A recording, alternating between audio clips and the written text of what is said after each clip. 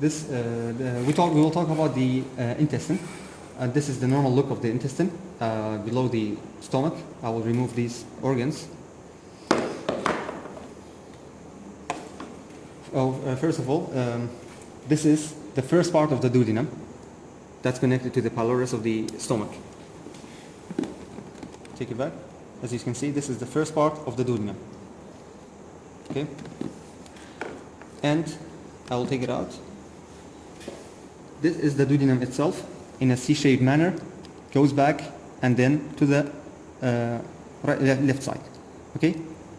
I will do it again. This is the duodenum in a C-shaped manner, goes backward, as you can see, the C-shape, backward and then to the left. This is the duodenum itself. The first part, this is the second part above here. This is the first part, this is the second, third and the fourth. Okay? This is the, we said that's the duodenum. And then here, this is becoming the duodenojejunal junction, the DJ junction. It has the ligament of Treats or the suspensory ligament attached to this area when the duodenum becomes the jejunum, but it's not shown here. And below here, as you can see, these are the jejunum quills and then becoming the ileum. Here, these are the plica circularis or the plica circularis of the ileum, and then the ileum coming into the ascending colon. This region is the cecum. This is the cecum. And the cecum, where the cecum joins the ascending colon, at that site again, and the ileum joins both of them. As you can see, this is the junction of the cecum with the ascending colon, and the ileum is attached to the same area. As you can see, this is the ileocecal opening, and this is the ileocecal valve. For the cecum, this depression is seen on its dorsal area. This is the for the appendix on the posterior aspect. As you can see, this is the appendix, or sometimes called vermiform appendix. Okay, we said this is the cecum, and here we have the ascending colon. The ascending colon, and then you have the transverse colon. But before that, let me take it back to its position. As you can see, I'll take the liver back to its position also. Now, as we said this is the ascending colon, and this corner is called the hepatic flexure, or the right colic flexure. It's called the hepatic because it is in near relatives with the hepatic with the liver organ. So this is called the hepatic flexure, and then becomes the transverse colon. And here, as you can see, the transverse colon is near to the spleen. So this is called the splenic flexure, or the left colic flexure, and then descends downward to become the descending colon. Then I'll turn it like this. The descending colon becomes the sigmoid colon, this S-shaped organ. This is the sigmoid colon, and then descend down as the rectum. Okay, and to take it back, this is the pancreas. It is in the C-shaped area of the duodenum. On the posterior aspect, it's more visible. As you can see, this is the C-shaped area. This is the pancreas that's located here. The pancreas itself is going back to the hilum of the spleen. As you can see, it's going back to there. Okay, it's composed of the head that lies backward. This is the head of the pancreas.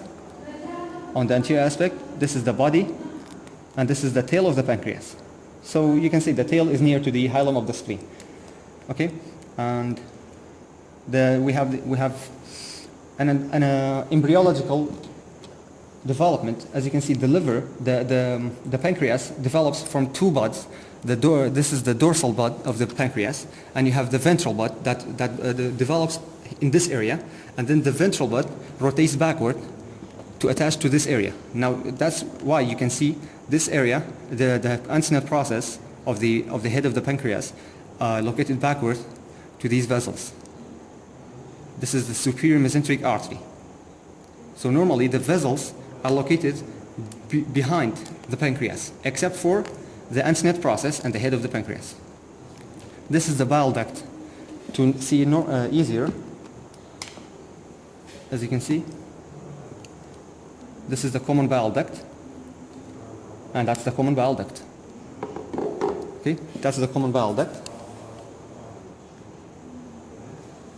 Common bile duct. In this area, this is the portal vein. The portal vein is formed behind the neck of the pancreas by the fusion of the splenic artery and the superior splenic vein and the superior mesenteric vein. To see it, we will turn it like this. This is the splenic vein, and this is the superior mesenteric vein. This is the superior mesenteric vein. We said superior mesenteric artery. This is superior mesenteric vein.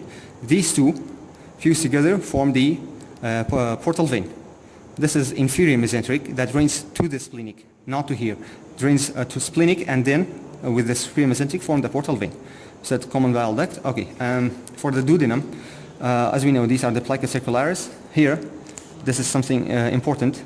First, as you can see, this is the pancreatic duct. This is the major pancreatic duct, and this is the minor. Somehow they should fuse.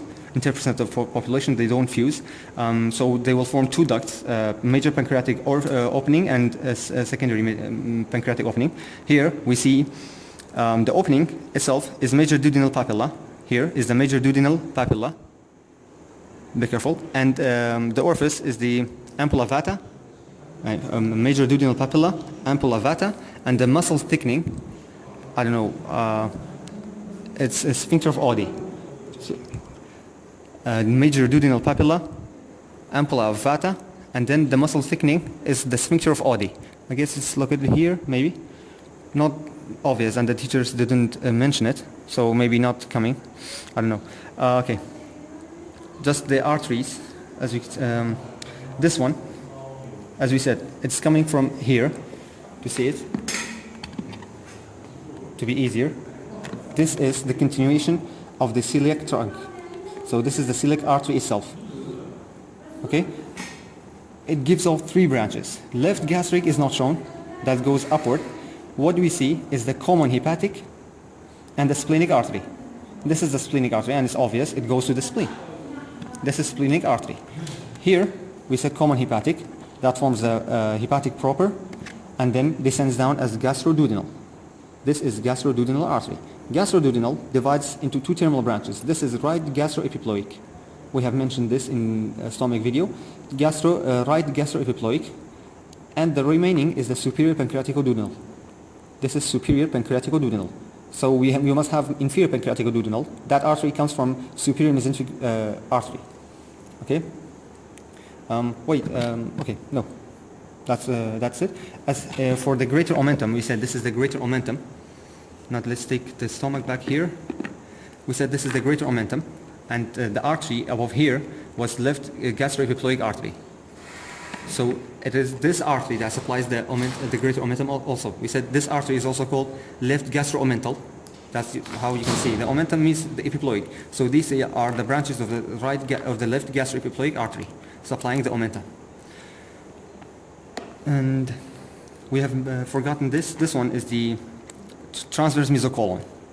The mesentery for the transverse colon. This is transverse mesocolon. And the appearance of the two great features of the large intestine. We have haustrations. These are the haustrations of the circulations of the great intestine, of the large intestine. They are formed by tenicoli because these are smooth bands of muscles. This is the tenicoli. This is another one. As you can see, they are tenicoli. This muscle band is shorter than the large intestine itself, so it makes the appearance show as the circulations or haustrations. These are just muscularis externa in terms of histology. Okay, this is the blood supply of the intestine. We have talked about the celiac artery. What we have is the superior mesenteric artery and inferior mesenteric artery. And as you can see, this is the higher level of the artery. So this is superior mesenteric artery. It's at the level of, I think, L2. Yeah, at the level of L2. But you have another model that shows the superior mesenteric artery below the inferior. That's a mistake. Be careful about that. So this is the superior mesenteric artery. It divides into middle colic artery. This is middle colic. Another branch of the superior mesenteric is the right colic. Right colic. This is the right colic artery. And I guess this is the ileocolic artery. I believe this is the ileocolic artery. But for the middle colic, we said this is the middle colic. It has right and left branches. This is the left branch. This is the right branch. For the right colic, it has ascending branch and descending branch. And this for ileocolic artery, I guess these are the, I don't know, not sure about this. Okay, I guess this is the posterior cecal artery, but it should be a branch of the ileocolic. Yeah, so yeah, this is the posterior cecal artery. As for the inferior mesenteric artery, as you can see, it has a lower origin than the superior. It is at the level of L3. It divides into 3 branches. As you can see, we said right, middle, so this is left colic. This is left colic. We have sigmoidal. This is the sigmoidal artery. And no, this appears as the superior rectal. So left colic, sigmoidal, superior rectal artery. These are the 3 branches of the inferior mesenteric artery. Done.